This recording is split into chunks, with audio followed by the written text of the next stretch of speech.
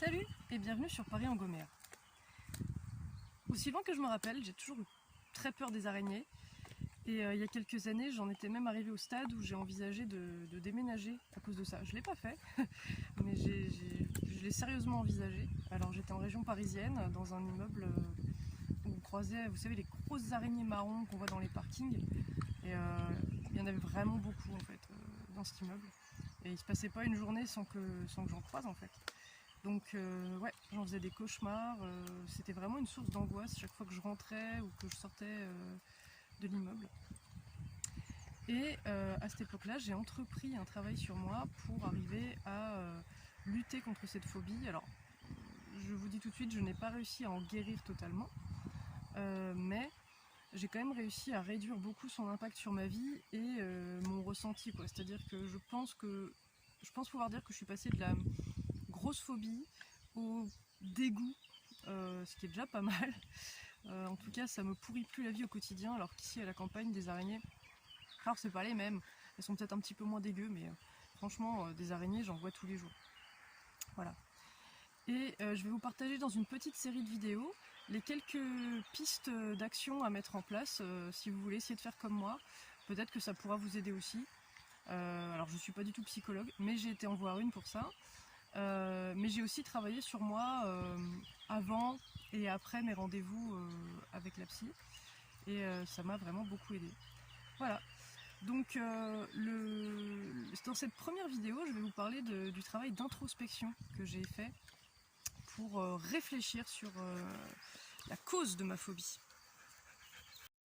Avant d'aller voir une psy, alors je ne vous dis pas d'attendre avant d'aller voir une psy, hein. Si vous êtes décidé à y aller, allez-y, c'est super. Mais moi, j'étais pas décidée. Et je voulais quand même essayer de creuser un petit peu.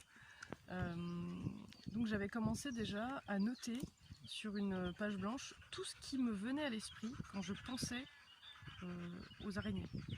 Donc il y a tout un tas de mots qui sont ressortis et ça m'a permis de traduire un petit peu en mots, voilà, de les voir écrits, tout ce que ça me faisait ressentir de voir une araignée. Donc il y a dégoût, il y a les pattes qui marchent d'une façon un peu bizarre, il y a la rapidité, le côté furtif, le côté aussi caché. Je crois que j'avais écrit cachette, enfin, parce que ça se cache dans les coins, dans les placards. Le côté surprise aussi, parce que on va ouvrir une porte, un placard, on va regarder au plafond, paf, elle est là, bien, enfin, dans mon cauchemar, on va dire, c'est bien les grosses araignées marron qui se découpent sur un mur blanc.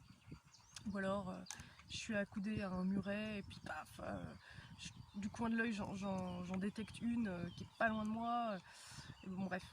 Donc j'ai mis, voilà, c'était pas un moment agréable, mais le fait d'analyser tout ça, ça m'a permis quand même d'ensuite pouvoir prendre chaque mot et réfléchir dessus. Me dire, mais en fait, voilà, les araignées n'ont pas l'intention de me surprendre. Elles sont là parce qu'elles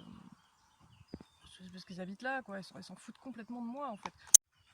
J'ai pu me rendre compte que dans ma tête, les araignées, j'en faisais des êtres fourbes, mal intentionnés, alors qu'en fait, en me renseignant, j'ai appris déjà qu'elles étaient quasiment aveugles. Elles se repèrent aux infrarouges, donc à la chaleur et aux vibrations qui sont sur les surfaces sur lesquelles elles grimpent.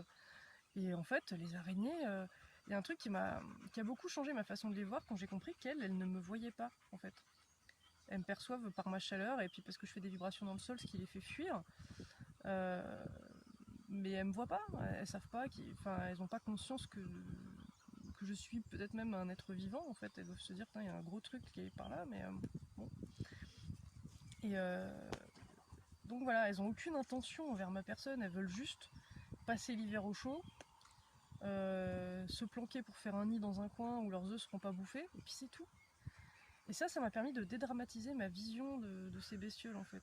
Si j'ai une araignée sur moi, ça m'est très rarement arrivé, mais en fait c'est parce que la pauvre, elle est tombée là et elle y peut rien, en fait.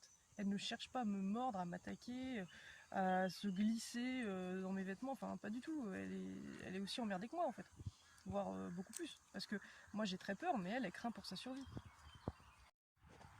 Donc voilà, je vais pas vous retranscrire toute mon analyse personnelle, parce que déjà j'ai plus la feuille et puis ce serait long à retrouver, mais en fait, je vous conseille de faire ça. Prenez une feuille blanche,